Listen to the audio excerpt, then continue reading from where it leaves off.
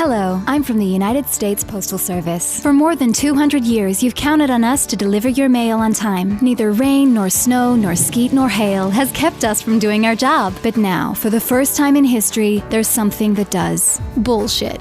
Introducing our new Postmaster General, appointed by the President himself. Does he have experience in running a postal service? Of course not. But he has many years' experience in donating millions of dollars to these guys. That's what makes him perfectly qualified for running the Postal Service. Off a fucking cliff. In just a few weeks, he managed to slow our deliveries down to a trickle, dismantle mail sorting machines across the country, fire and reassign our executives to sow confusion, and abduct mailboxes from your neighborhood. Bullshit. Thankfully, the bullshit was so egregious that it brought the nation together for once, forcing this stooge to back off. For now. Bullshit doesn't just hinder the brave workers of the Postal Service, many of whom have given their lives to keep delivering mail during a deadly pandemic. It also makes it harder for you to vote in the coming election. An election in which millions more will use mail-in ballots to avoid standing in line for hours at a polling station during a deadly pandemic. Does mail-in voting favor one party over another? No. In Colorado, where most people voted by mail, Republicans flipped a Senate seat and won a majority in the state Senate. Is it open to fraud? No. As this big sack of shit admitted under oath, there's no evidence for concern about mail-in ballot fraud. Even this coven of corporate edgelords has said so. Again, in states that mostly use mail-in voting, fraud affected only a handful of ballots out of millions cast. You know what does skew the results of an election?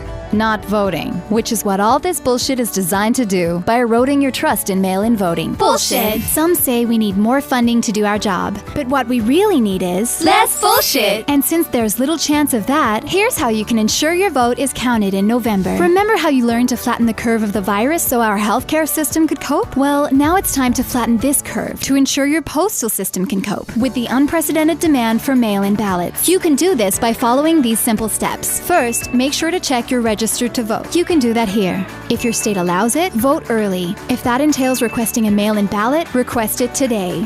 Today. Complete your ballot carefully and mail it off as fast as possible to ensure we can get it in by your state's deadline. Late ballots won't be counted. Some states have drop boxes where you can take your ballot in person. Or fuck it, just go to a rich neighborhood and use a mailbox there. It'll arrive on time. None of this favors any one party over the other, but it will ensure that whoever wins the election, we can still claim to be a democracy after this November. U.S. Postal Service. We deliver for you in rain, snow, hail, and even bullshit. Authorized by the Department for Delivering Mail, and also arresting con men on luxury yachts.